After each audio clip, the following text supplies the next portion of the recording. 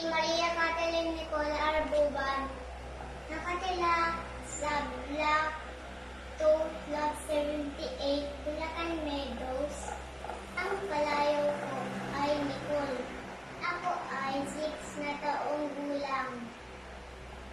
Ang pangalan ng tatay ko ay Jose A. Buban.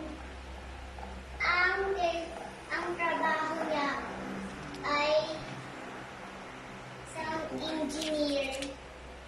Ang pangalan ng nanay ko ay Eloisa Arbuban. Ang trabaho niya ay sa bahay lang. Ang paborito kong pagkain ay lumpia.